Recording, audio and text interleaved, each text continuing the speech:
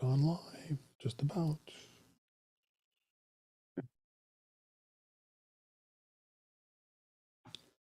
There we are.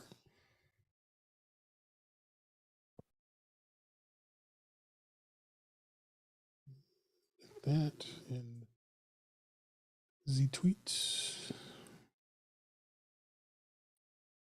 Pop out the chat. Watch the chat window completely mess up my screen. Mostly because it can't get freaking small enough.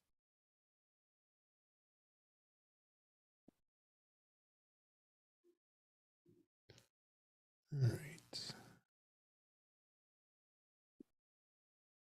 Get that.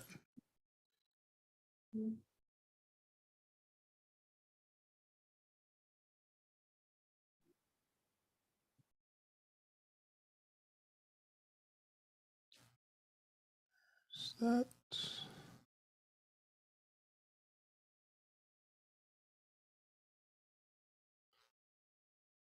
You got two like me and Mastodon, huh? Mm-hmm. Which one do you use more, Mastodon Online? I use techhangout.social. Okay. I mean, they all direct to my main account now. Yeah, I mean, I've got Twitter, twit.social too.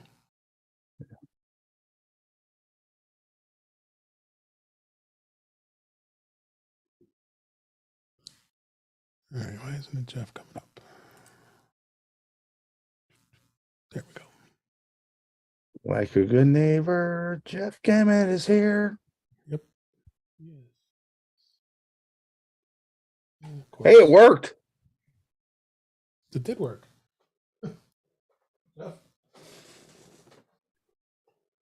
I did the State Farm jingle and you appeared. I had to like really burn a couple neurons there to come up with the State Farm jingle.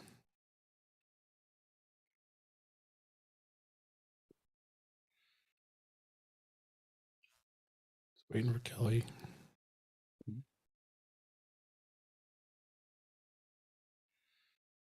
Ben, your venue today is so appropriate for here.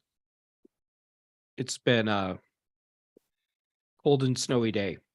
Mm-hmm. Been a cold and rainy day. Yeah, same here. At least you don't have to shovel the rain. No, you don't. You do not. I might have to ice it or salt it. Salt it.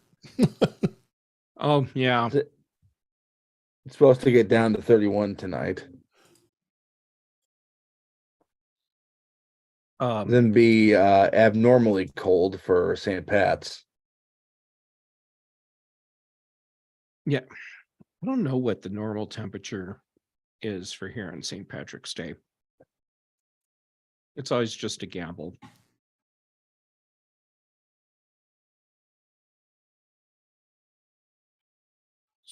Steam Deck updated their app again. Stream Deck, excuse me.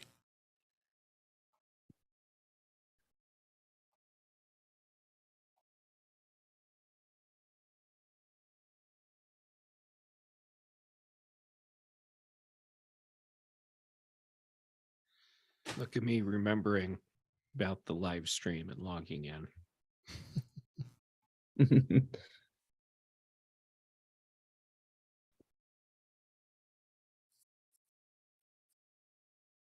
Test.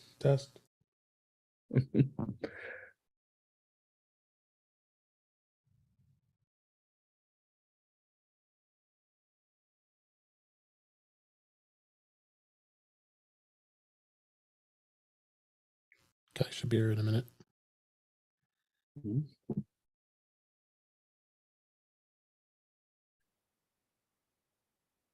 See, what we should do is let out some Funko figurines as bait.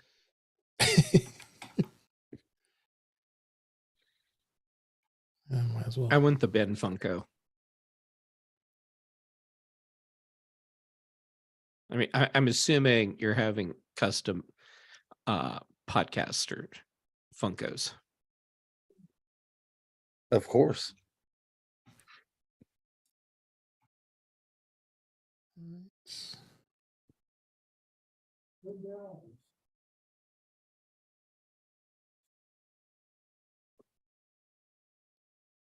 Good. Publish that.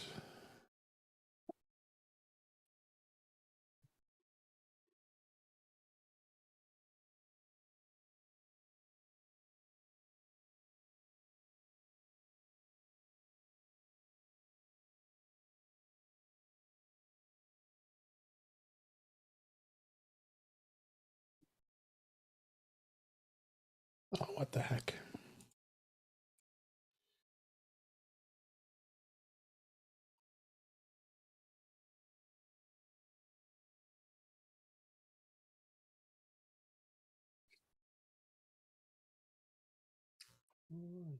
Oh, Jeff, I have definitely something planned for tomorrow. Oh, excellent. I'm looking forward to it. I'll have to talk to you about I logged in to the site, but couldn't find where you create the posts.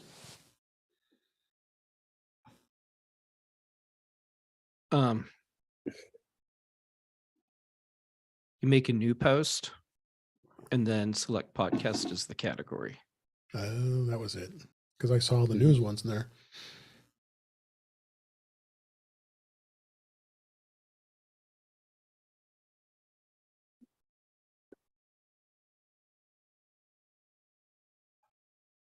Yeah, because Kyle's a little bit more frequent with the news show. He's doing it 3 days a week now. Yeah.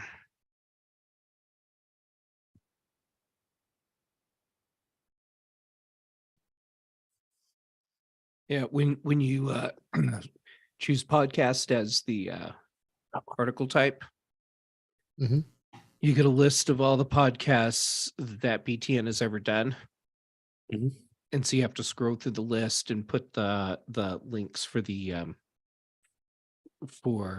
audio and video for the specific episode Oh, okay. in the correct fields.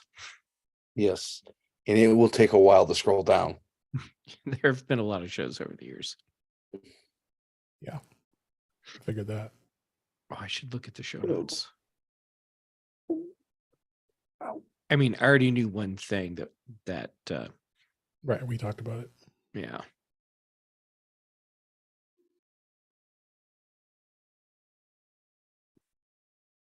Yes, someone wants to be on the show.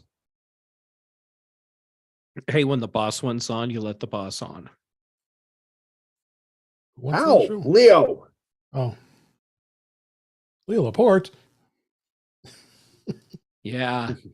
Leo likes to nibble on Ben. Let's make sure everyone in the podcast world knows that.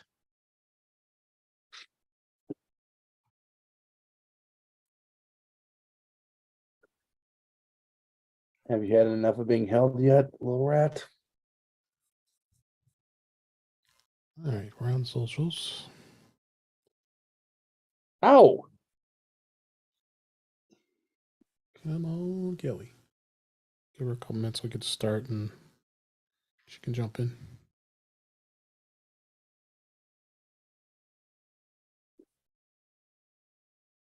Okay, down you go.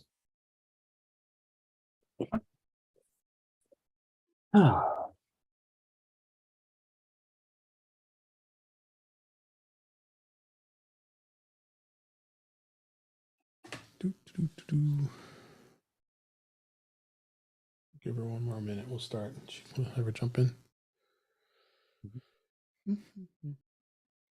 Anybody in the chat? Nope. Nope. Not that I can see. Takes a while. Just three of us.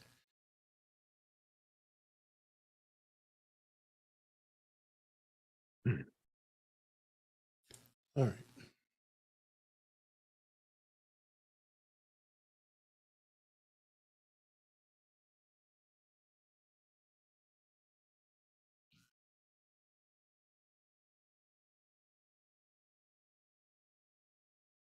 siren from somewhere out there. You don't hear it. Nope. That's what's so awesome about this mic. Mm-hmm. It also means that they haven't found you yet. Yeah, exactly.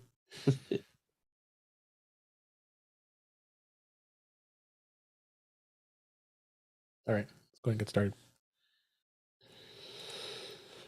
Episode 246. Let's start the recording. And don't forget this time.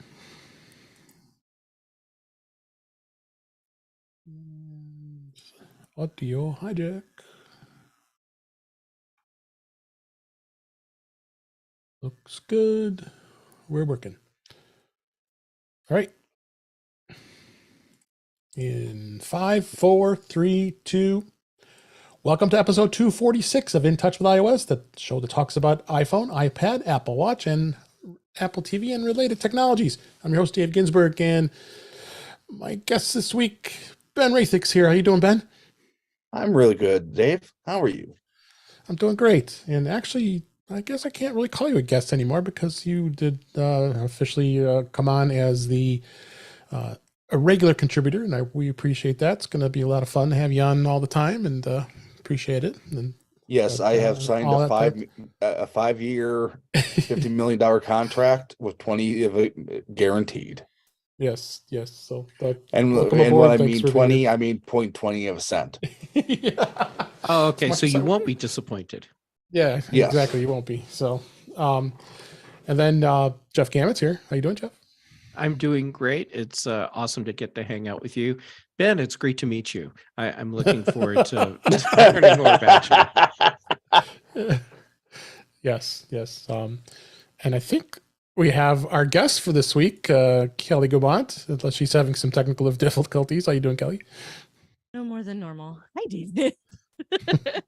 Well, Hold on. appreciate you Let being me here. resolve some of those now. Okay. There you go. The RevNats. But we got a lot to talk about this week. Beta keeps going on. We got that coming up here. Topics that we're going to include talking about the App Store stories. I found it to be interesting, and old iPhones, where do they go, and all that other fun stuff, and lots of news here. But speaking of news, let's jump right into the stories this week. And first story, and I knew this was going to interest Jeff quite a bit here, is T-Mobile did acquire both Mint and Ultra Mobile for prepaid services. They bought both companies. That's going to include boost their prepaid cellular services, but they will remain primarily separate entities. So I think it's definitely going to help them out. And looks like the deal is going to be at about $1.35 billion. And good to see. And there's also an article we have in the show notes here, the video on YouTube between T-Mobile CEO and Ryan Reynolds. It was kind of fun to watch there. But I know, Jeff, and we'll start you off right away. You have thoughts since you just switched to Mint Mobile not too long ago. Of course, I have thoughts. First,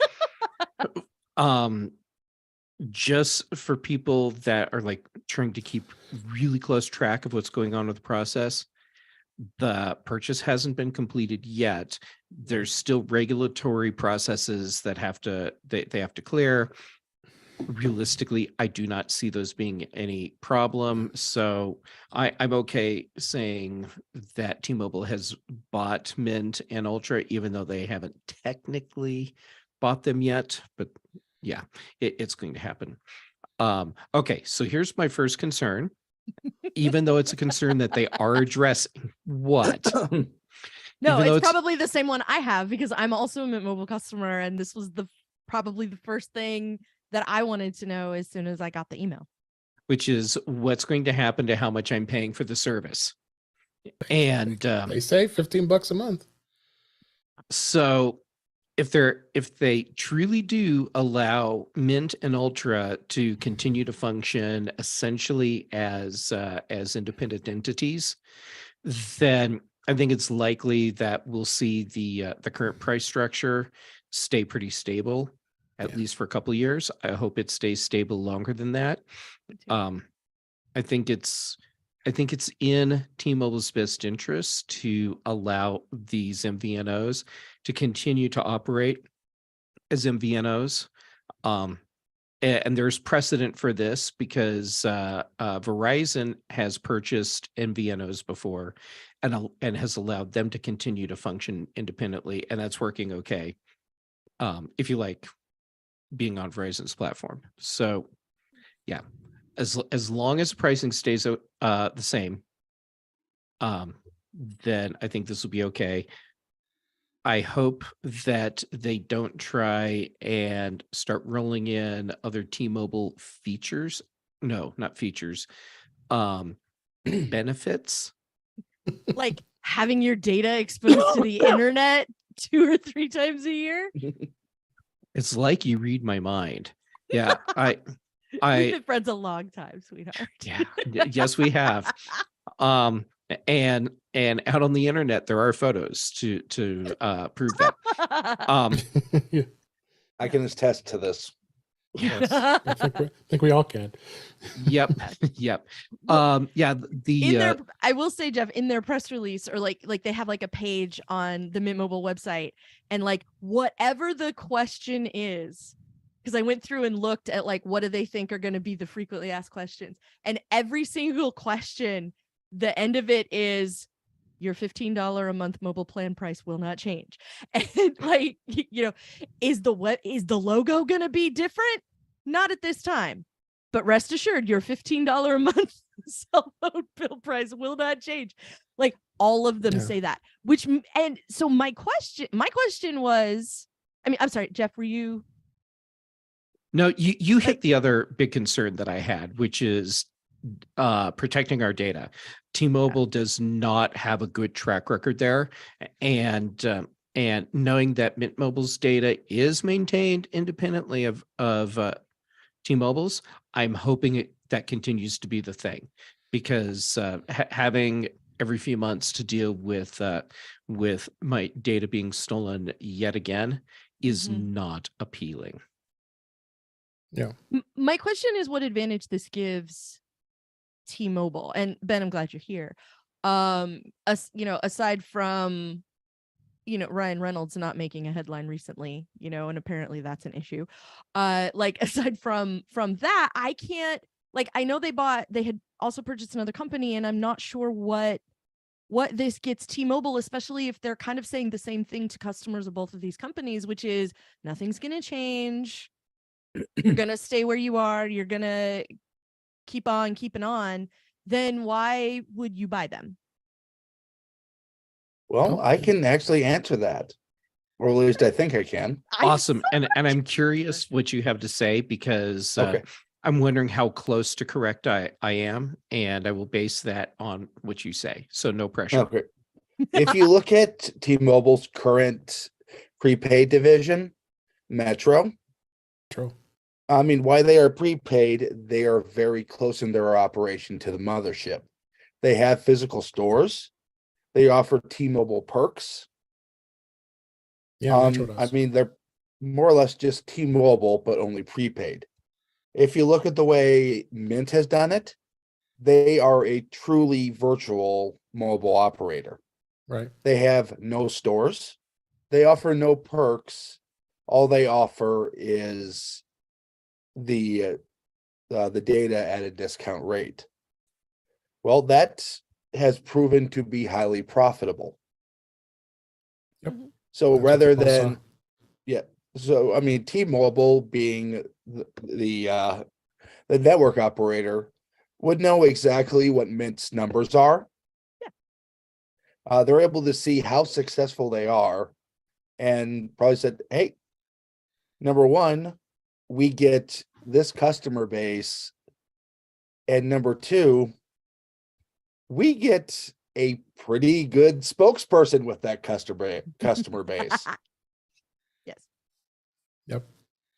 No, it's definitely, they really wanted to expand on their prepaid business, and I think that's really what I'm thinking. That makes sense. This motivation of this is, the hook kind of with Mint Mobile is that it's a prepaid operator, but they don't operate like a prepaid operator. They don't do like the shoestring budget and the weird accounts and the generally like a number of prepaid cell phone operators are kind of like, the plan isn't very interesting. Maybe there's no data, you can't this or that. The immediate advantage I had, because the longer I sat and read this email, the more questions I came up with, which will shock all three of you, I'm certain, is that I wonder what this means for Apple Watches, because right now, if you are a Mint Mobile customer, Mint doesn't support Apple the data plan for an Apple Watch. So I wonder if maybe that will change. And my first thought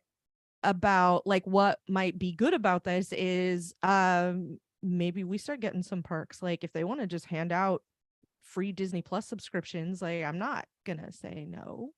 Or put them on the T-Mobile Tuesdays, like Metro has. Yeah, something like that. So like I can see ways that it would be good for me. I can see ways it would be bad for me as a customer of Mint Mobile, but I was trying to figure out what would make it good for T-Mobile. And if it's, we just expanded our user base by some dramatic percentage, then yeah, okay, that makes sense. I could see why that would be a thing. So I have a hypothesis to add to what Ben was saying, because I think Ben is totally on track here. MVNOs are good business for the big cell service providers, because MVNOs buy really big blocks of data and time from the carriers. This is how a lot of infrastructure growth happens. It's that cash infusion that comes from MVNOs. So all the users and none of the work. Right. Yeah, really. That's how it plays out. So if I were T-Mobile, what I would do as the company acquiring Mint and what's the other one? Ultra Mobile. Yeah. What I would do is have them as my wholly owned subsidiaries, but operate them as independent companies. So they are still buying the same thing that they were buying before I owned the companies. And so the smaller companies, the MVNOs, they're still responsible for everything that they've been responsible for before. They just have deeper pockets backing them up, and the carriers, in this case T-Mobile, they get to reap the rewards that they already have had, but they also own those companies. Yeah. Right. Yep. And I'll add one. Okay. Please. We have all heard of this mythical Apple subscription model. Like for all their products. Yeah. Yes. Talked about that. If that goes through, one would think Samsung and Google would follow suit at some point. At that point, having these large corporate stores that are selling phones becomes a lot less of a sales point for those companies, and the excuse me, the customers are more likely in that case to have to go to a MVNO. I can't talk. MVNO. Yep. I mean, T-Mobile, for all their faults, has been typically ahead of the curve on trends.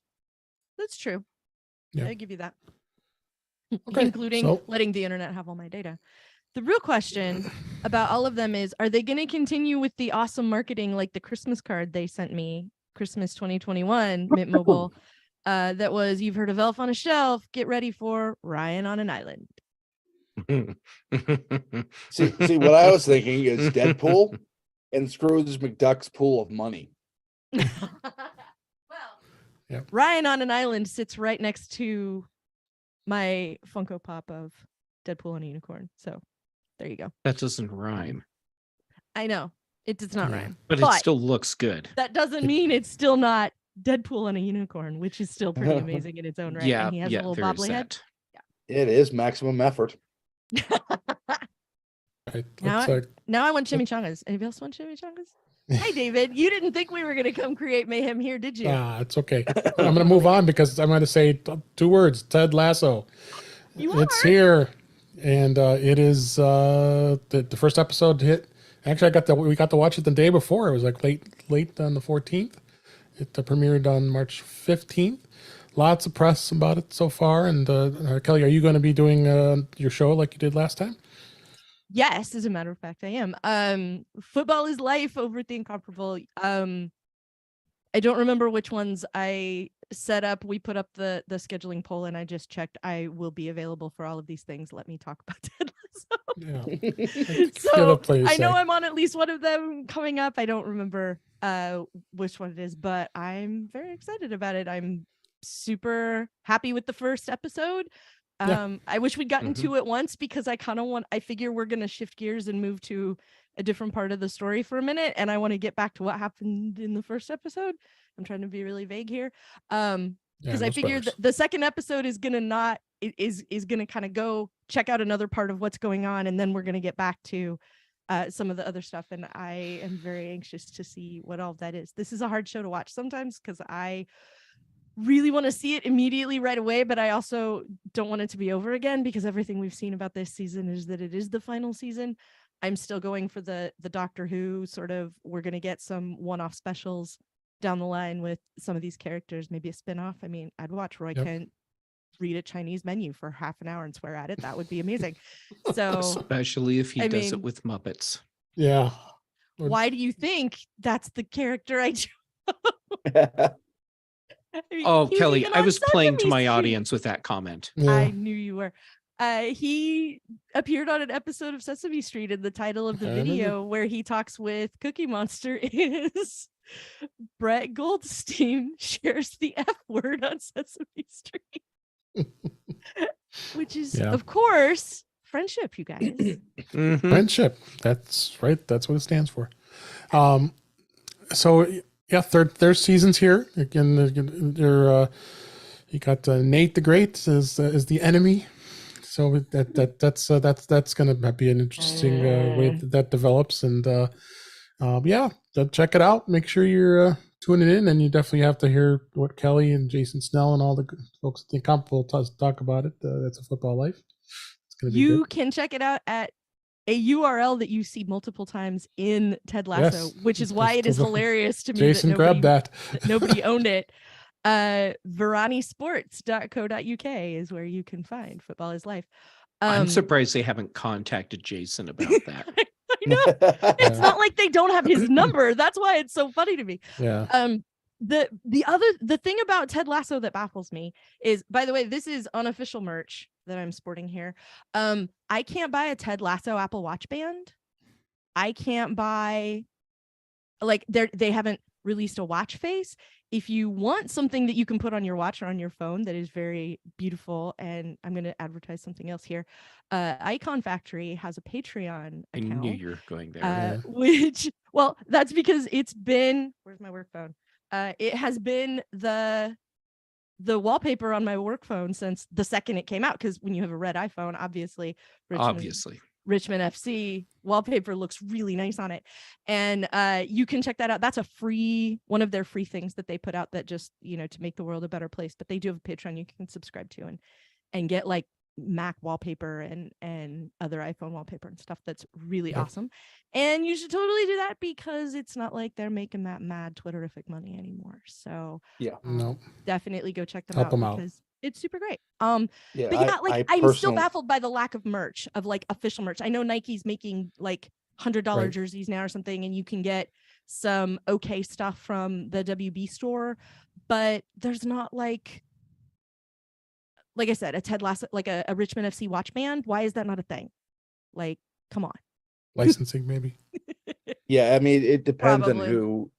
I mean, Apple has the distribution rights.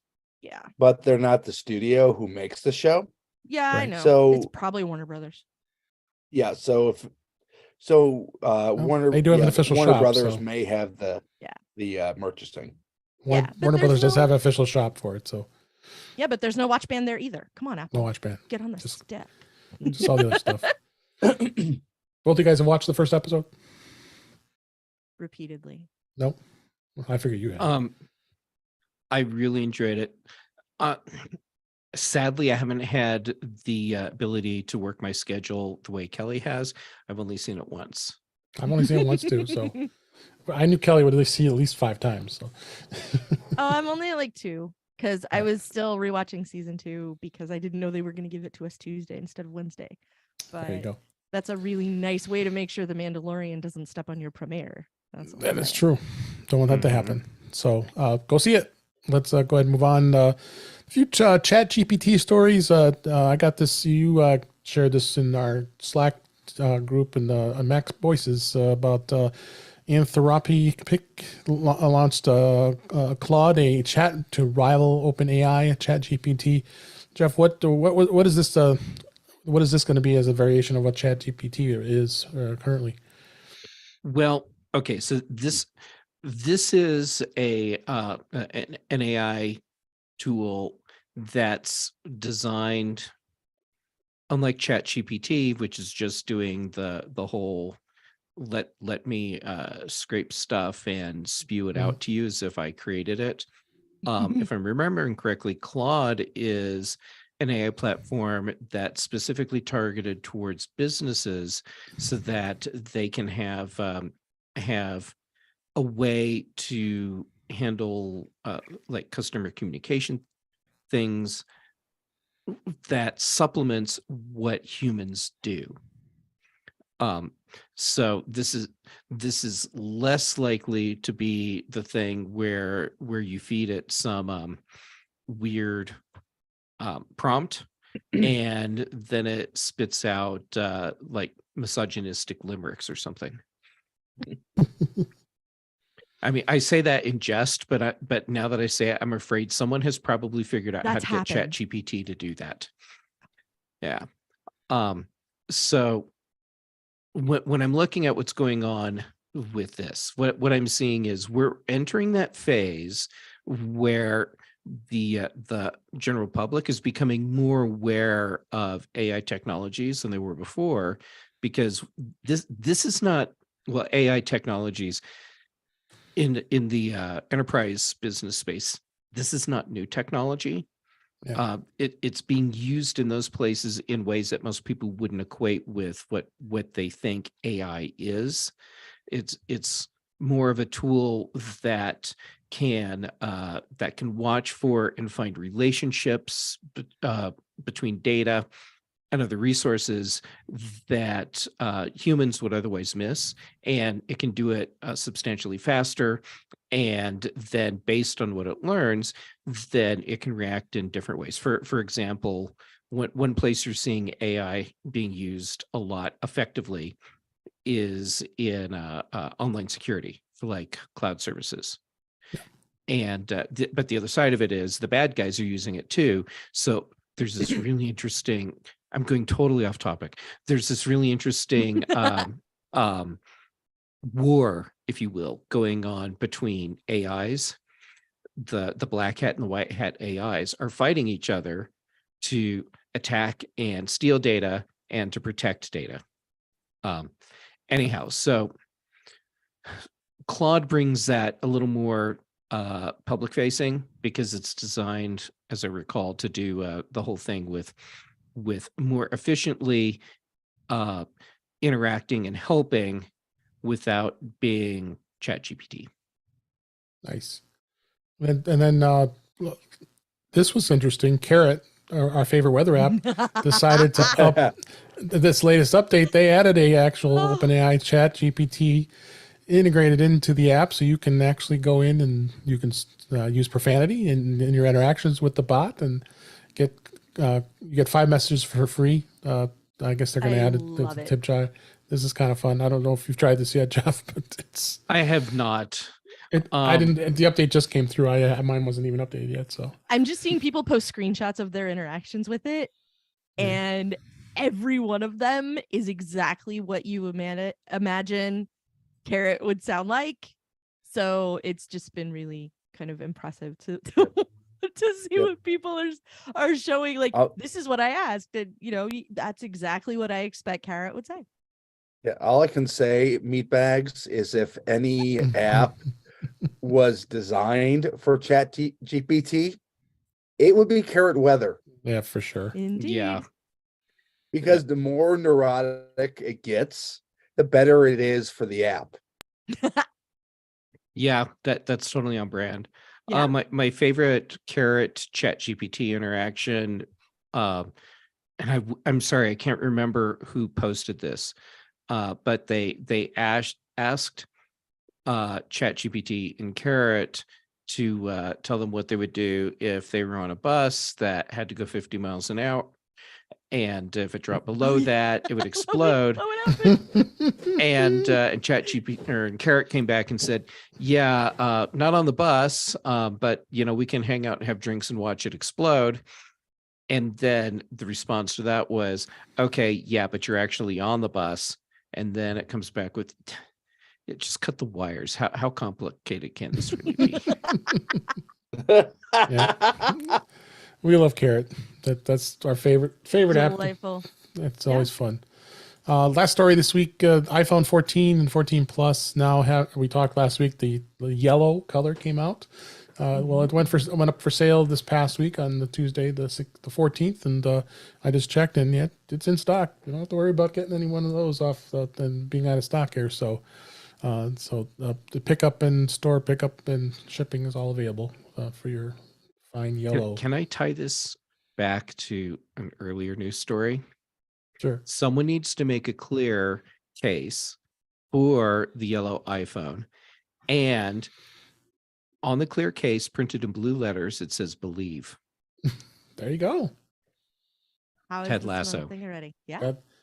Got to do it. I So- have a Cricket and a 50% off coupon at Michael's.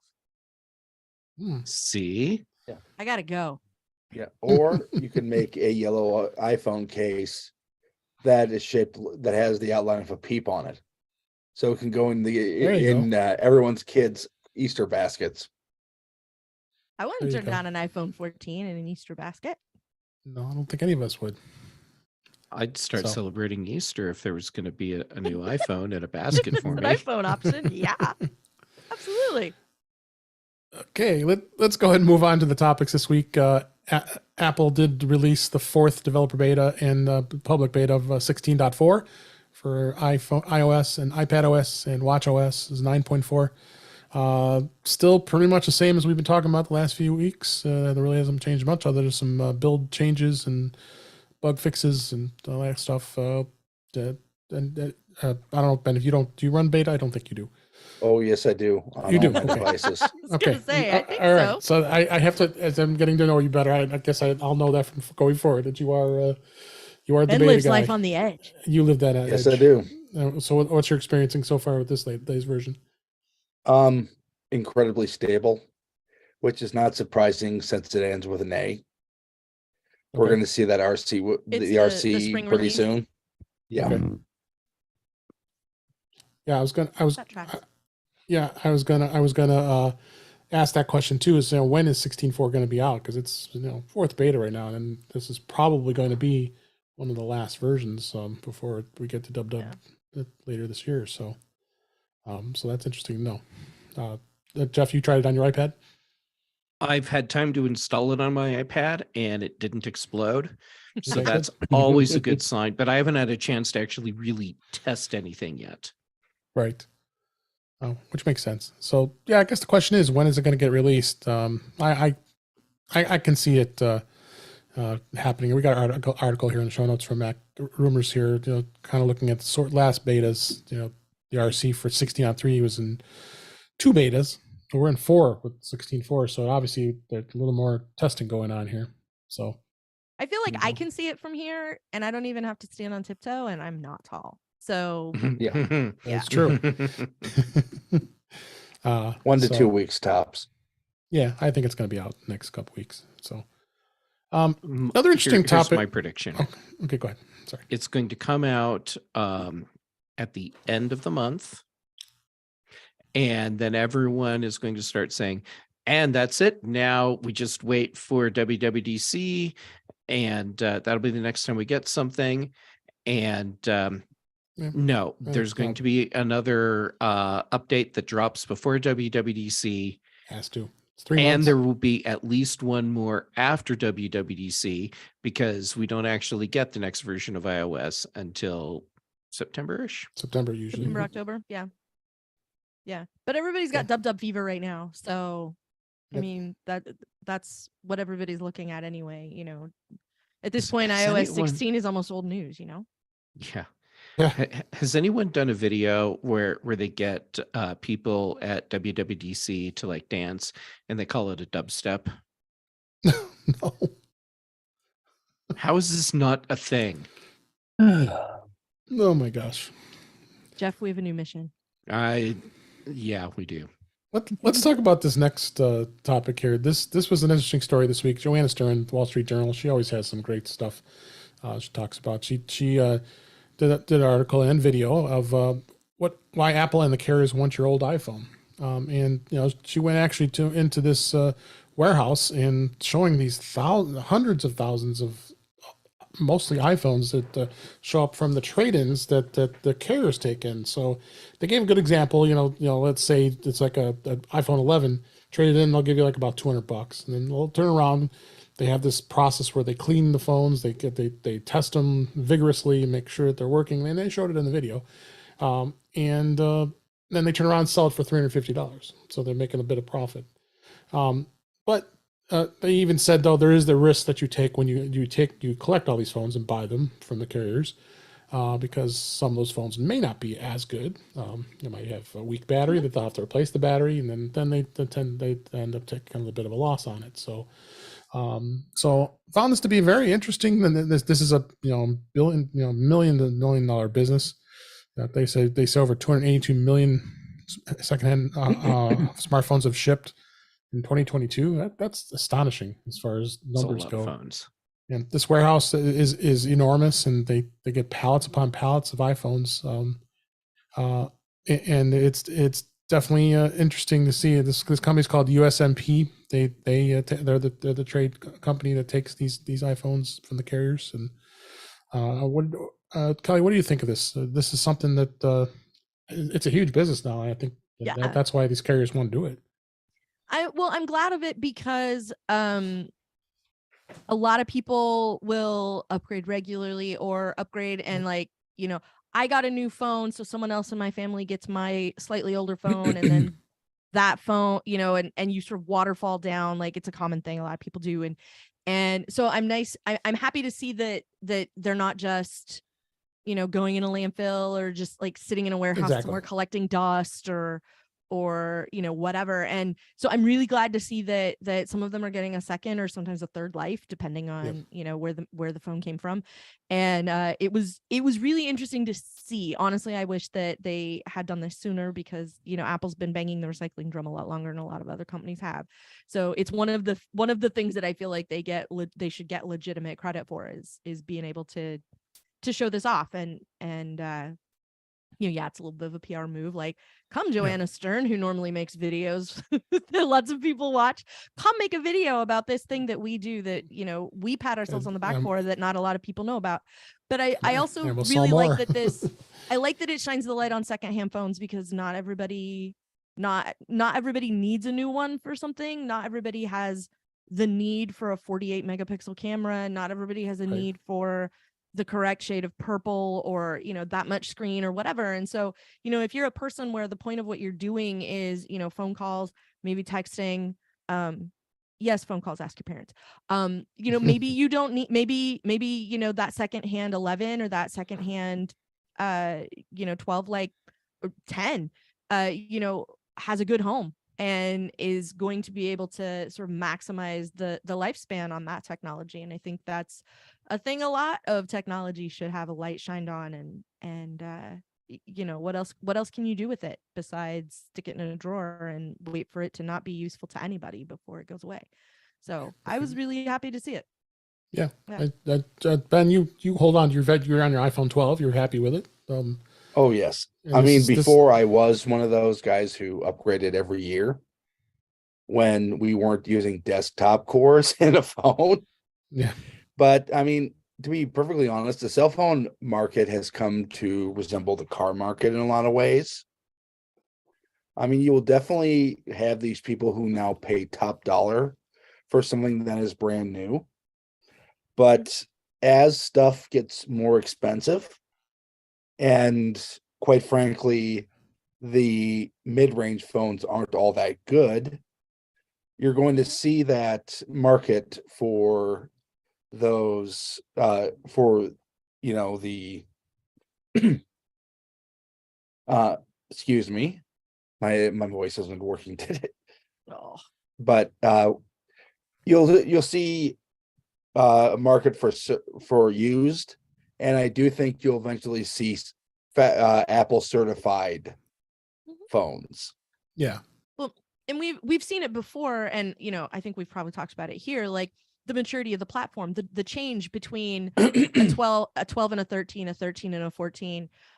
They're not as dramatic as they used to be. I mean, we all remember when you first got a phone that could take a picture, and now that phone can take video. Like that was a huge change. I can buy stuff with my phone. That's a huge change. I can unlock it with my thumb is a huge change. And those huge fundamental ways that we interact with that device, additions, are not what they used to be. I mean, the big thing in the 14 is like emergency SOS, which is awesome, but is not a thing I'm using every day. It's not a thing. I mean, there may be people who are, but I feel like those people have a larger problem to solve than having gotten a new phone. But yeah, I mean, like the big thing that comes with that is not something that changes how I interact with it every single time I interact with it every day. And that's a very, very, very different situation than 3GS to 4 to 4S when we got the assistant, the voice assistant, that kind of thing. Like a lot of that stuff. I think, Ben, we used to talk about this on the 2 Talkcast. Like it's sort of turning into the microwave, like there's not the revolution in that technology is not a revolution for everybody. Having a 48 megapixel camera in your pocket is amazing, but for most people's eyeballs, they're not going to notice the difference between that and the mere mortal camera they got if they only got the regular $1,000 14 Apple, iPhone 14. So the differences that come with the leaps forward in technology, and as the technology has evolved, like a lot of that stuff has like a lot of those leaps are not as large as they used to be. They're a lot smaller. So keeping a phone for 3 years now, like I'm still on my 12 Pro, which I love. Like I'm not sad about it. Like I'm glad I stuck to that one. I got 5G by pulling the trigger on the 12. So, at some point when they upgrade cellular service in my area, maybe now that T-Mobile bought it, maybe they'll invest some of that. Maybe Mint will invest some money in infrastructure, and maybe I'll have better 5G where I live. But aside from that, there's not a dramatic difference between my 12 and Mr. Kelly's 14. Like in photography, yes, but like in how I use my phone, there's not. Yeah. I mean, let me go ahead and to acknowledge everybody in the chat room, which I have for the not been meaning to ignore. That's youtube.com/intouchwithios. Guy Cyril's in the chat, and he said reuse, recycle, and keep your phone for at least 3 years. I would agree with him on that with this topic. And hello to Web Bixby. Thanks for being in the chat as well. So let's get Jeff in here. Jeff, I know you have thoughts on this. Hold on, which topic were we on? Because I was reading ahead. Okay, so wait, what were you reading? Should I have been reading instead of no, I was reading about talking the about Apple why my App iPhone Stories 12 thing. is opposite? Okay. Why we went the old phones, the trade-ins. Old trade-ins, right? Sorry about that. No, that's right. Rocking the old phone. That's what we're talking about. Rocking the old phone. So my thing has always been, if you're going to buy a used iPhone, you buy it from Apple. And I didn't realize until this Joanna Stern piece just how huge that market either. is for the used iPhones, well, and smartphones in general. Yeah. So yeah, if this is keeping phones useful longer, then great. And like Ben and Kelly, I'm still rocking an iPhone 12 Pro, and I'm very happy with it. This fall, when a 15 comes out, maybe I'll end up getting that, or maybe not. It just depends on what features are there. Kelly hit on a very important thing, which is we don't have those fundamental changes that radically alter how we use the device. I think we're kind of beyond that now. So Yeah. it needs to be something special, or I'm just ready for it. Actually, something special can be my phone's old enough, my battery is bad enough that I might as well just buy a new one and let someone else deal with replacing the battery. Anyhow, yeah, this is cool. Ben, you'll have the last word on this topic. Did you have a thought? I mean, just yeah, I think we've gotten to the point where we're so mature, not on this panel, Well, maybe you are. but we're so mature as a platform Okay. I'll give you that that one. I mean, I think we're almost at a Mac/iPad upgrade cycle on these phones. And carriers and phone makers do have to find another way to make a buck. Well, and I think part of that, like, that's part of why I think the watch is so interesting, is because there's still so much room to do more there and be interesting there and do something revolutionary there. So like for me, the thing that I watch really closely every year is the watch stuff and what the new watch looks like. Because it's a much smaller investment if I decide I want the latest and greatest. It's literally a third of what, because I'm never buying like a high-end model. Yeah. So like it's a third of a new phone and I can still get a new treat, and I like to have some new, I like a treat every now and again, and if it charges over USB, so much the better. So that's part of why the watch stuff is so interesting to me, because we have kind of hit the limit on what's awesome that you can do with your phone. So show me what's awesome I can do with my watch. Yeah. Well, one last word on the chat. Webb made a comment here. I feel like it's my duty to help supply the used iPhone market, because yes, he buys 2 new iPhones every year. So yes, you do contribute quite well, Webb. Doing the Webb Lord's is a work, good Webb. man. He is. I do as well, because I trade it every year. So I'm just like him. So I'm screwing up capitalism because yeah. I mean, I used to get a new phone every year because I needed to as part of my job, and now I don't need to, and I can't just start replacing it. It's kind of part of my job, since I do in touch with iOS. It's totally part of your job. Yeah, it's absolutely part of your job. Yeah, Jeff and I are like, 12's fine. Yeah, 12's fine. And then when I get my next phone, I will hand down my 12, and which means there's no money transaction happening. Yeah, I'm a bad capitalist. Yeah. All right. Well, Jeff has been reading ahead on this next topic, so let's go ahead and get to it here.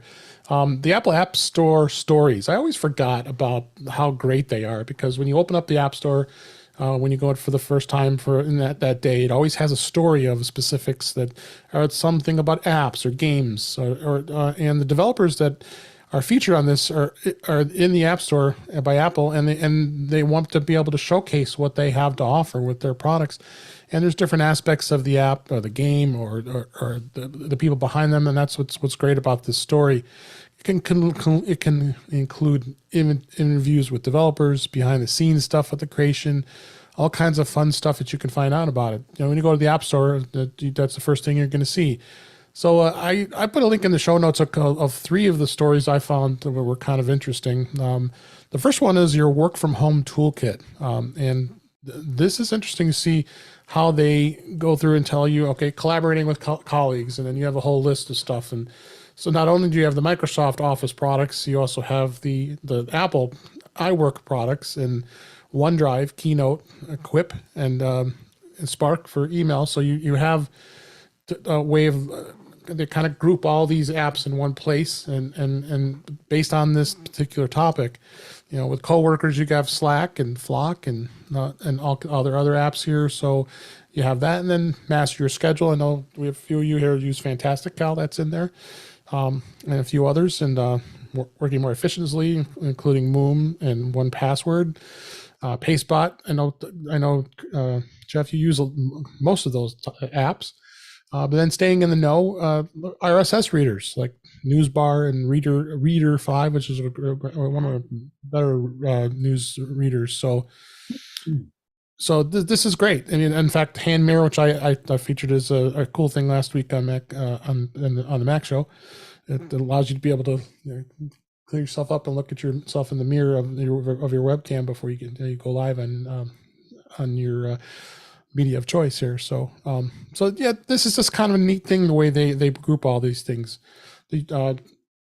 Cal, you think this is something interesting? I really like this. I think this is something that's cool that Apple does. I love app stories for a couple of reasons, and one of them feels like it's two-sided, which is discovery. Like, part of the reason there are apps for stories is because some of these things don't surface if A, you're not listening to us sit here and tell you about the apps that we love, or B, like, if you just go search for something, there's an excellent chance that this awesome app built by this interesting person is never going to show up for you, especially not if their ads top the App Store. The windmill I'm going to continue to tilt at is that Apple still lists TikTok as an iPhone essential, and I disagree, and it irks me, and I wish they would knock it off, because that's part of why people look at it and go, oh, well, Apple says it's an essential, so I better download it and handle my data to the Chinese government, or not. We don't know. So that's the part that I find irksome about all of these, is just that one thing. But the App Store stories are great. Like, I love, particularly, I mean, full disclosure, I do know people who are developers, and I do know people who get featured in the App Store occasionally. And so it's always exciting when it's someone I know. But I also like discovering different apps that can be useful, because, like, my day job is IT. And so I talk to a lot of people who want app recommendations.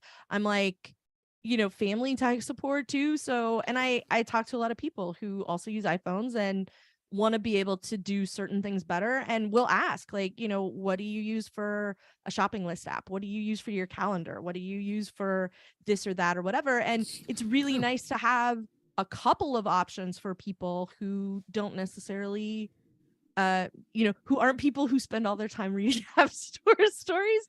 So I really like them, and I'm glad to see that they do highlight people, especially like, they're highlighting a lot of female developers right now because it's Women's History Month, and they featured a lot of Black App Store developers during Black History Month. So I like seeing that they're paying a little bit of attention, but it's also interesting to read some of the stories about this is what inspired me to make this app. This is why I thought I needed it, or, you know, I built it for myself and thought it would be fun, or, you know, you're James Thompson and you go, well, Apple made a new thing, so I need to be able to put pcalc on it. So here we are. You know, hi, James. So I think they're really interesting, and I do go to the App Store regularly, because I am one of those people who updates by hand, because I like to go, wait, I installed what now? Let's delete that. And that's why I like to run the updates myself. So I hit the App Store almost every day and check them out and see what the new app story is. And I also like to go look at the little lists of things and see how many of the ones in there say get, and how many of them say open, because I like to know which ones I'm actually running. So I think they're useful, and I don't think they address the larger issue of being able to discover things in the App Store, but I definitely think that they help. Okay, Jeff, did your chance here? You did some homework beforehand. You read ahead, so I read ahead because the bottom line is that I do like to see which apps they're highlighting that have a little get button, and which have I already have. Anyhow, like Kelly, I am a big fan of app stories because it is a good discovery tool, and it's also fun when you see developers that you know featured in app stories. And even though we are all deep in this, and we're following along and watching all of the new apps that are coming out. There's just no way to stay on top of everything. So it invariably, there will be something that I'll see in one of the stories articles that I check out that I didn't know about, and is something that's useful to me. So I really do enjoy that. So app stories for Mac OS, is that really a thing? Because I never see that in the App Store app on my Mac. I only see it on iPhone and iPad. They They're just there, added them but recently. if the only time you ever open the App Store is when you get the notification that says that you have updates, and then you click on that, it takes you straight to updates, so you never see them. Oh, well, there's that. Yeah. Okay. Because I was realizing, yeah, I see them on my phone and on my iPad all the time, Oh, but I yeah, never there we look on my go. computer. I scrolled down and oh my God, it's all like featured game. But there was one story mixed in. Yeah. Anyhow, yeah, okay, so they're there. It's just like stupid hard to find. I kind of want the iOS App Store people to like walk down the hall and tell the Mac App Store people that these are useful and fun and people really like them. And you should spend a little more The time app- than just the game on your computer. Because seriously, no. And Apple just recently put these links in place so you can actually view them on a Mac versus on the web. So, Ben, you and I kind of sports fans. You know, you got the NCAA tournament going on. That's what Apple does with the App Store. Is they're highlighting what's popular, and that is obviously very popular right now. People are watching the games as we record this. So, so you go to the story today, and so all the apps you could ever think of as far as how to watch the games, and of course they have a dedicated app for it too. Jeff, that's college basketball they're talking College about. basketball, yes. Men's college basketball. Women's too. So Basketball and men's basketball. yeah, there you go. Something that you look at from time to time, Ben? I used to, not so much anymore because, well, quite frankly, I have way too many apps after after over a decade. I think we all do. There is that, yeah. Yeah. Yeah, I mean, it's I see a lot of clouds. I've kind of not gotten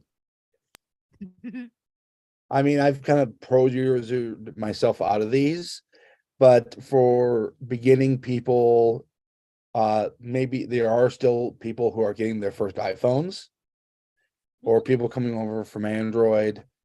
These are very good lists to help people get going. Yeah, absolutely. So yeah, I need the opposite list. I need the list of how to pare down all the apps on my iPhone. This is a thing I have wanted for so long, which is like a little dot next to it. You know how sometimes you get the little indicator, like you've downloaded it but haven't opened it yet or something. I want there to be a little indicator that's like, this app has not been launched or utilized in the background in a month or 2 or 3, and I should be able to go look and be like, I know they have that option. You I can haven't set it seen to this in offload. 6 months. Mhm. Yeah, but that's a different thing. Yeah. That's not the same as you haven't even opened this thing in 3 months, Kelly. What are you even doing here? You know? So I would like if that was just a visual indicator. I mean, look, I'm trying to be generous. So I just would like if there was an indicator as I scroll by that page of apps every time, because I'm never launching anything there, to be like, wait a minute, like it's got a green dot next to it. Maybe I need to take a second look. That's part of why I update by hand, because I like to go, wait, I don't even know what that is, or I haven't used that in forever, but I would like there to be a better indicator of like, you also, you update it all the time, but you haven't opened it since 2022. Get with it. Yeah. Yeah. Yeah, that would be nice. Be really nice. Let's move on to I think, well, I know, Jeff, you don't use Apple Notes. That's not your note taking app. I'm not an Apple Notes person. What do you use instead? It depends on the context. So it could be Tot. It could be OmniFocus. It could be Ulysses. It all depends. Yeah. Okay. Do you use Notes at all, Ben? Apple Notes? I do for like regular day-to-day notes. Like I need to write down this number, or I need to make a grocery shopping list. If there's anything more collaborative, I typically still go with Evernote. If there's anything more, you need something more out of it, I typically go with Notability. Oh yeah, I use Notability a lot too. Yep. Instead of Evernote, I use OneNote. Yep. But no, I'm using And one up for kind of work, like so getting to this article, Kelly, linked it's okay. where it is Yeah. okay. It's actually a Um, really good app. It I'm not is. judging. I'm Mhm. just confused. What note taking But I app do you mean- use, Kelly? Notes. I Yeah, mean, okay. I use Notability for some things because I have a PDF planner that I bought that I mark up every day with, Yeah. whatever I'm doing and that kind of stuff. Mhm. But I use Notes a lot. And part of it is because I got really tired of Evernote not doing what I wanted it to do or what I needed it to do. And then to add insult to injury, now it will do that, but you have to pay more than you're paying now. And so I bailed on Evernote because I just got mad at them continuing to want more money out of me to do basic things. I didn't feel like any of the things that they were charging money for were things that were necessarily fancy or specialized or power usery. Like that was it. So I was just sort of grumpy about it. So I gave up. So I use Notes for a lot of stuff. It is my primary information store for my day job because I can sync it to the work phone that has the Richmond FC wallpaper on it.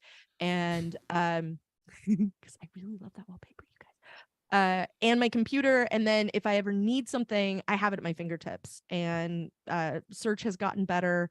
And the way it integrates with Mac OS and with iOS and makes it easy to get to and easy to retrieve any of the stuff that I put there is super important because especially if I'm at work and I'm trying to find the thing that I wrote down that time, like I need it immediately. And so spending a bunch of time having to track it down is not generally an option. And Notes has gotten way better about that.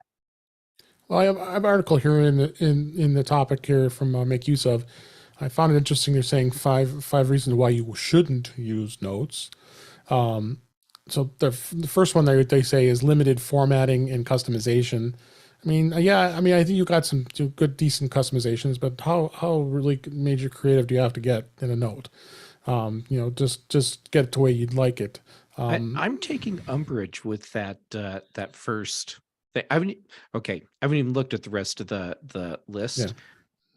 So my guess is I will take umbrage with more things, and I totally interrupted and cut you off, and I'm so sorry. That's okay. Limited formatting and customization. This is not Word. This is not Exactly. Pages. This is a Exactly, fracking yeah. note-taking app. That's what I just said. But also It's a you note can app. Yeah. you can do it in Markdown and it works itself out. And the thing I don't like about it is so dumb, which is I want to change the highlight color. I hate that it's yellow, but Yeah. but because it does all the rest of the stuff, like if I need sections, I can have sections. It'll do a list if I need a checklist or a Right. numbered list. It's easy. Even on my phone, it's a couple more taps than it is on my computer, but it's always a couple more taps to rejigger text on your phone than it is on your Mac. So I take umbrage with that also because it does the basics. If you need more than that and you're trying to do it in Notes, then you need to solve a larger problem. Yeah, and I'm not going to go through all these steps, but the one other one that caught my eye was here. Apple Notes has no template option. Why would you need a template in a note-taking app? I mean, I really? understand that. I mean, but- OneNote maybe I think is a more advanced version. If you're really looking for that. But I have templates in Notes. I made a note and it's empty. It's got the format, the things I want, because I have a meeting notes template in Notes, but I have a folder in Notes called templates. So what I do is I go in there and I go, okay, I'm about to have a meeting, and I go duplicate that template one and I move the copy into the folder it needs to go in and move on with my life. So I don't know what he's talking about, how there's no big button that says templates that you go use, but like most apps don't have that. So again, if that's the thing you need, then dude. And you were just talking about Markdown support. I mean, it does some Markdown. I mean, it's not going to be a BB edit, but no, but only BB edit's BB edit. Right. Right. Yeah. And it doesn't suck. It Exactly. does not suck. Exactly. Dave, I have scanned through the Hi, entire Rich. list. Okay. I am taking umbrage with every point on the list, including the conclusion. Me too. I'm not a notes user. Yeah. Yeah. Notes is a good app, and for what it's designed to do, it does it very well. It's just not the right app for what I need to do. Right. Right. That Mhm. doesn't The right tool for the diminish job. its value. Right. And then wrapping Yeah. up by saying that you should look for other options, but then not even bothering to tell you what some of those options are and why you might want them. Come Doesn't on. say. Like That- if you want, That's why I like, thought there's- this was a good conversation about this. I was like, There's a Okay. brief mention of like, if you really need that, you can go use Notion for it or something. And that's the only time that there's anything. And oh, no, wait. It also says some alternative apps like Evernote have this feature. That's true. But like, you have to pay for Evernote to get that. I'm sure of it. If all you need in life is Markdown, you shouldn't be using Notes in the first place, because there are other things that will sync all of your Markdown files to all of your Apple things. There's like a bajillion of them. Hi, Brett Terpstra. I feel like I've said Markdown 3 times, so now I have to say hi to Brett. And It's the like, law. it's the law. I'm with Jeff on this one. Like, there's shenanigans in every single one of these points, because even if you like I said, Apple Notes has no template option. Yes, it does. You make a folder and you call it templates, and you just don't edit the one that's in there, and you do the thing. Like, Yeah. it's not like it's hard. I've done it on my phone, which is like the hardest way to do anything in most Apple apps, and it's not hard. So yeah, I don't know. Like, I think somebody maybe had a bad iCloud sync and it ate all his notes, and now he has a hate on for it. And so that's where this article came from. Like, I feel like so you can whoever go this iCloud is, on the web. You can access your notes from there. I mean, come on. this dude needs a hug and a cookie. And Yeah. you know, Yeah. and like, you know, if Yeah. you tried Apple Notes years ago, yeah, it sucked. It sucked rocks. I'm the first person to tell you it It's did gotten much not better. used to be an attractive option. It's way better, because I think you guys have to check me on this, but I think they like overhauled it the same time they overhauled reminders. But all they did was tell everybody that reminders was the amazing thing. And so nobody knew that notes got a lot more awesome at the Yeah. same time, because They showed some reminders love. has like subtasks and all kinds of other tags and smart lists, all kinds of cool stuff you can do in it now. And they redid notes at the same time to make it a lot better and a lot more useful. And the collaboration is nice now. If you share with somebody, it's very easy to have a group note where people do lots of things. I have planned multiple events with people with shared notes as the Yeah. only means of setting everything Checklist, up and yeah. making decisions. And it's great. And you can have a checklist in the middle. You can put a picture of a thing, all of that. It's super great. And it's super easy to use with all the other stuff that you have on your phone. You take a picture with your camera, you send it to Notes, you're done. You know, like if you go document scan, it uses Notes for the document scanning. It's super great. So yeah, I don't get why somebody's mad about this, because I would write an article that's like 5 reasons why Notes is amazing, and if you need something lightweight, this is what you should be doing. Yep. Yeah. I mean, this is your typical, oh, this doesn't work for me, so it shouldn't work for anybody type of article. Yeah. Not for Well, me isn't the same as not for everybody. No. Yeah. So I'm glad I picked this. I know we'd get some lively conversation on it. So You just wanted to push our buttons. no. I You're just thought, lucky. You're lucky that you don't have to edit, because I had some very creative things to say about that article. Thank you. Words. I like to call them words my mom doesn't think I know. One more topic and just a couple tips here. Apple did announce that you now have a shop with specialist or video feature that's now available for buying an iPhone. So this past week, they did announce this on the company's online store. So when you go shop the iPhone page, you'll actually be able to have the choice of having an actual video. It's a one-way video. They don't see you, you see them, and be able to have that have a bit of a session there instead of going into the store, and they can help you. They can help you with that. So I thought it was kind of cool. Cool. Now But do a Mac. Yeah, I think I would You bet have to that start somewhere. they have to start with iPhone, and then look, I bet they'll expand. Well, to but- be fair, they should have started this in 2020 and yeah, and exactly. had the Mac added in long ago. That said, this is great. I'm glad they're doing this. There's a lot of people for a wide range of reasons that can't actually go to an Apple store, Too and they far. need Apple help Yeah. and not the afternoon part-time worker at Best Buy. Not to disparage anyone that's working part-time jobs at Best Buy, Yeah. but if you've been trained specifically on helping Mhm. someone with Apple products, and that's what you're looking for, Mhm. you don't want to run the risk of having someone help you that has been told, this is the product we're pushing today. Yeah. And the then- Galaxy Note has the incentive on it this month. So Right, make sure you so- talk Yeah. everybody into that. Yeah. Yeah. Yeah, Anyhow, and I think this is a insert- good idea. Yeah, Go ahead, and replace Best Buy employee with any carrier store or other big box employee. Right. Yeah. Always Which better, you're even more aggressive with the incentives. So yeah. it's a better experience with Apple.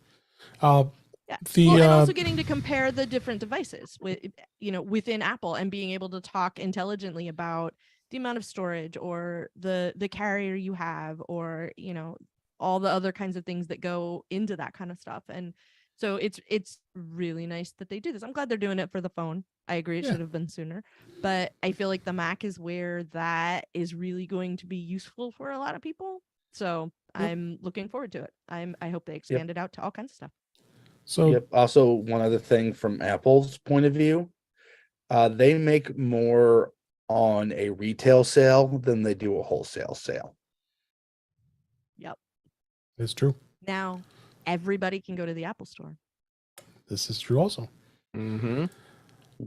Okay, I've got two apps I want to talk about real quick that had some updates. First of them, I've been using this app for years. It's Reincubates, the software company. It's Camo. Camo 2.0 was released this week. Actually, it was yesterday that it came out with a long time planning of some of the things that they added. Now it has support of any webcam that's built in, which is not just the iPhone or a smartphone. So now, because it's been freaking me out when I've been launching Camo and all of a sudden my FaceTime camera on my Mac shows up, and I'm like, wait a minute, and my iPhone's there, of course. It also sees my iPhone 14 Pro Max, which is integrated to continuity camera. So it is now supporting continuity camera too. So they got even smarter because everybody thought, that this is going to get Sherlock now that the Apple is doing continuity camera. But no, you got some great effects. Everybody sees here every week that I have my little, I think it's that way or that way, one of the directions, with my logo there on there. So you can do overlays, and you can do all kinds of adjustments, and you can't do that with continuity camera. It's just on off. I mean, so so they've really done some great improvements with that. They've enhanced the support with Apple Silicon on the Camo app on the Mac, and the app on the iPhone is working really great too. So bravo, and they've now got full compatibility with Teams and Zoom, Discord, all kinds of other services that do video. So check it out. I think it's well worth it. I think they have a yearly plan. I bought the lifetime plan, so I think I only paid like $79. So I have it for the rest of my life. Nice. And I think I'm glad I did that, because I've been using it for podcasting ever since. So you guys use Camo at all? I have used Camo. I'm currently not using it. But with this new update, I need to revisit that. You too, Ben? Use it? I don't use it, but I'm definitely going to revisit not using it. Yeah. Well, they got a demo, so you can actually try it out. So you don't have to dive in. So And the subscription is not the subscription isn't breathtakingly expensive No. or whatever. You're supporting a good it's software developer. Very, Mhm. very reasonable. And you continually get updates, like not just Right. from 1.0 to 2.0 or whatever. You get like all kinds of smaller things that happen over time. Like, you don't have to have it connected with a wire anymore. It was just kind of a regular update that came out. And there's a lot of other things that have come out that have just continued to make Camo a really good experience Yeah. for your setup. So yeah, I'm always really happy with it, and I need to get back to putting it So back in my regular hopefully- habit. But what happened was I was using my drawer phone as my webcam, and my drawer phone got redeployed because somebody needed it. So I'm currently Camo-less, but that's probably going to change soon. So Well, can use any webcam now. So check it out. And other software I want to talk about. It's actually a Mac app, but I think it's well worth it because it kind of has a cool thing they just added. This is Pixelmator Pro. I think it's probably one of the more reasonably priced photo editing tools that are out there, photo software. But they have added some cool new device mock-ups for the latest Mac, iPhone, and iPad in the update. I think that's so cool. And you bring up any of those templates for an iPhone. You pick a picture or whatever you want to put onto the device, and it fits right. And you got it perfect for putting it in advertising or any kind of thing that you do. I thought this was kind of cool with the photographic mock-ups they added in Pixelmator. I need to use this more. I don't use it enough, and I don't pay for. I have no reason to pay for Photoshop. So I think this is such a great alternative. I know, Jeff, did you use Pixelmator? I do use Pixelmator some. I also use Affinity Photo. Affinity, that's right. Both are installed on my computer right now. Here's the deal. Holy crap. Why didn't this happen sooner? Yeah. I mean, I stopped using Creative Cloud years ago because the price for what I needed, it didn't make financial sense. Right. So I moved on to other tools, but I was still using the same sorts of features, and I was having to do the thing where I was creating my own iPhone, iPad, and Mac mockups, and it was, I mean, I did extra it work, and I knew how to do it. Yeah. And every time new models had come out, I'd end up going and getting the PR images from Apple's site and then cutting out the parts that I didn't need. So I'd have my own templates. This would have been so wonderful to simple. Have. Click. Yeah. Remove the photo, add the one you want. Yeah. So I haven't had a chance yet because it just came out. So it just came out. But what I want to do is go in and look at the templates. Can I move them over to Affinity Photo? And then, depending on what I'm doing, determines which app I'm using. Yeah. Mm-hmm. And can I have these in both? Yeah. There's always hope. Yeah. Anyhow, very cool. This is going to save me so much time. Yeah. And Pixelmator Pro, it's what, $50? It's like nothing. Yeah. It's nothing. Not a subscription, by the way, for people who one are time. I've paid for like once in the last couple of years to get the update. Oh. So this powered all the images behind AppCamp. You'd still do it? Oh yeah, I'd be paying them $50 a month if I could, if I had to. Yeah, it makes it so which is still cheaper than Creative Cloud. That's you guys. Yeah, you guys are much I've better been with using this than I am. Pixelmator. Yeah. I've been using Pixelmator and Pixelmator Pro since I was working as an associate. I can't talk. Associate editor at GeekBeat. Mm-hmm. It has made my life so much easier because I have absolutely zero artistic ability, yet I had to make my own thumbnails. Yeah. Pixelmator was one of the things that made it easy for us on iOS when we were doing things at AppCamp to make sure images were the right size and getting things set up easily. Like you could do everything right there in iOS. And so it was great when we were working on development and we could turn the developers loose on it. And, none of them had any problem getting things to do what they needed it to do. So it was great. I'm excited about it because I know a lot of people use it and I know that it's a really solid alternative for people who don't need everything in Photoshop and don't need to pay for everything in Photoshop if that's not what you're using. So I was really excited to see this because it looks really cool and I know so many people whose lives just got a lot better and are are equal parts thrilled that this is a thing and also mad like Jeff that this did not happen sooner because of all the time that other people have spent making their own versions mocking them their own photos up. So all right, that's and go ahead. Last comment. I was gonna say the way I use this from modern Apple workflow, I can use that magic select tool in iOS, continuity paste it over into Pixelmator Pro, and with these, it's gonna take me like a minute and a half to do a mock-up thumbnail. And a minute of that is waiting for the paste to work itself out. Right. Yeah. Processing. Mhm. All right, let's go ahead. Thanks to all of you for being here this week. And that is a wrap for this week. Please send your comments, questions, and suggestions to our email address, feedback@intouchwithios.com. You can follow us on Twitter @intouchwithios. Support the show by buying me a coffee at intouchwithios.com/coffee. We would really appreciate it. You can become a patron of the show by going to patreon.com/intouchwithios. We have 2 tiers available to support the show. We'd really appreciate it. Make sure you like, share, and subscribe so you're notified when we are live streaming, which is on Thursday nights at 8 p.m. Eastern, 5 p.m. Pacific on our YouTube channel, youtube.com/intouchwithios, where you can watch the show live as well as watch the show recorded, and you can listen to all of our shows on YouTube. You can also visit our magazine on Flipboard at In Touch with iOS magazine. It's many of the topics that we talk about are flipped into that magazine. The link is in our show notes. You can subscribe to the show in your favorite podcatcher, including Pocket Casts, Overcast, Apple Podcasts, and many others. But better yet, go to our website at intouchwithios.com, where all the links, all the ways to listen to us are there. I am Dave Ginsburg, and you can find me on Mastodon at DaveG65 at mastodon.cloud. Kelly Gumont, thank you so much for being here this week. Really appreciate it. Where can people find you? Thanks so much for having me. And I did my best to derail you, and it still didn't work. I will have to try harder next time.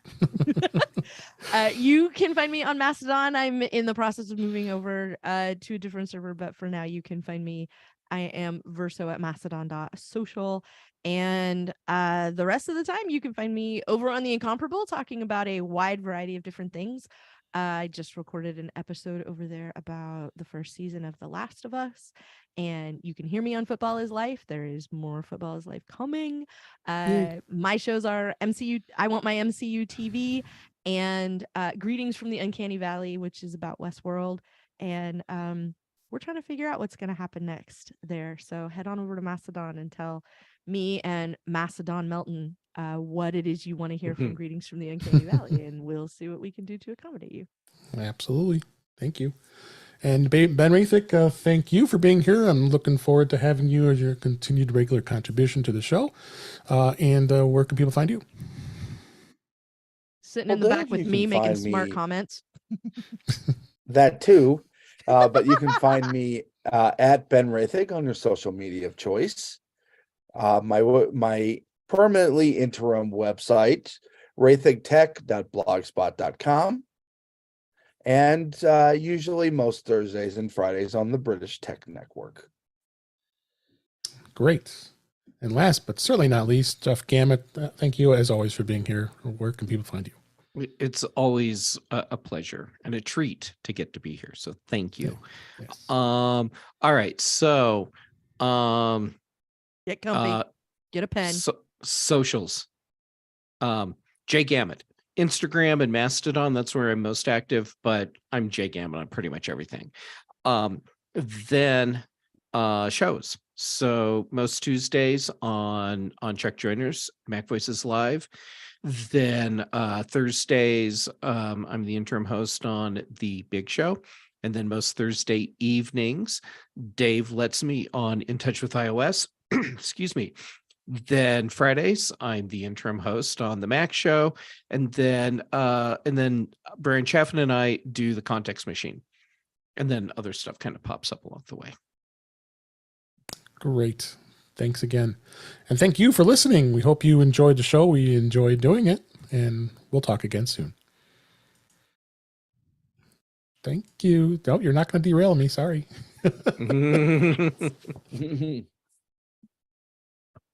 Oh, show, Kelly, I had forgotten about some of these graphics. Oh my God.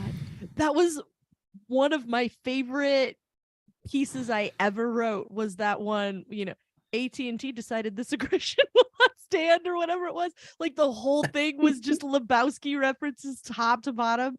Oh my God. It was so good. Yeah. So what Kelly's referring to, back when we were both at Mac Observer, it was pretty common where someone would say, hey, I need help with this article graphic, and then I would help them with it. And in many cases, that meant I was just making the graphic for them, which is totally fine. I didn't mind at all. Mhm. And Kelly, she'd hit me up and say, okay, so I've got this idea. And she would just describe whatever the outlandish thing was. And I'd be like, yeah, okay. And then like 10 or 15 minutes later, I send her a graphic. And I'd go, oh, this is the greatest thing. I can go hit publish now. It's terribly exciting. Yeah. We really did. Rite Aid turned off all of their Apple Pay, like all of their contactless payments. So we had like the Rite Aid logo and it said not accepting Apple Pay, now accepting goats and chickens. Oh my gosh. Yeah, I need to, oh God, I need to find that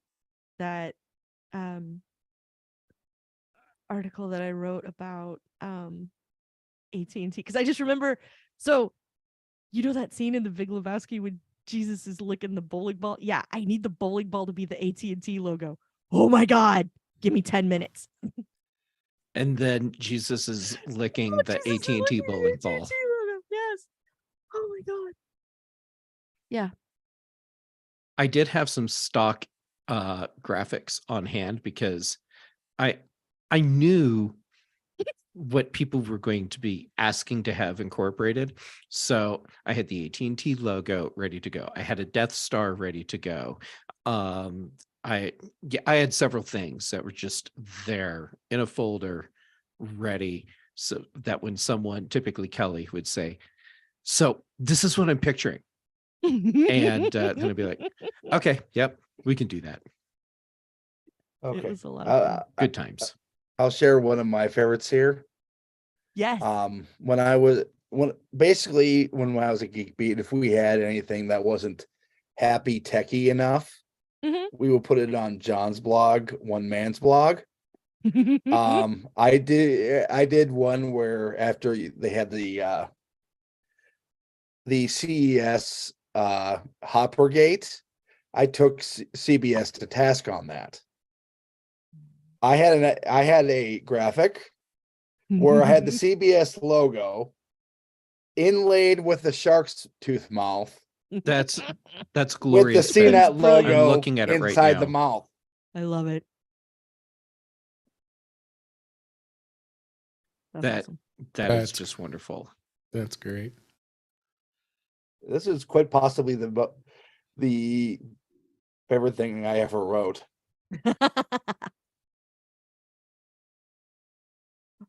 Bad as That that sign. graphic is great.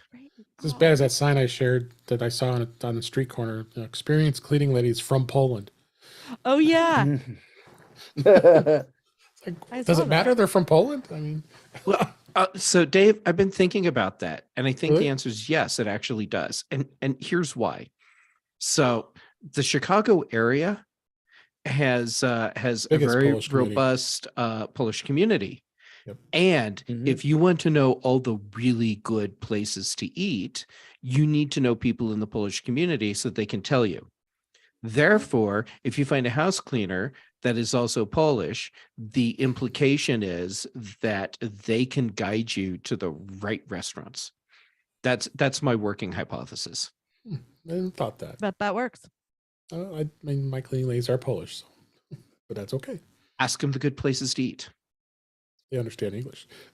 You At least one know, of them that is Rite at least- Aid one even had the best headline too. The image doesn't work now, Jeff, and I'm very sad. It's Um, broken. Yeah, the image is broken. The ad works, but the image doesn't. Retailers to Apple Pay customers, shut up and keep your money. Good times. Yeah. So And I then haven't, I I haven't did that looked at that photos site in a long article. time. How much is broken? Just I don't know what else is broken. That's broken, and I'm not sure what else is, because now I'm just seeing all of these that were lol currency that we were all chuckling about. Oh, I forgot about currency. That was just like the whole rest Rite of the Aid world. thing. Yeah.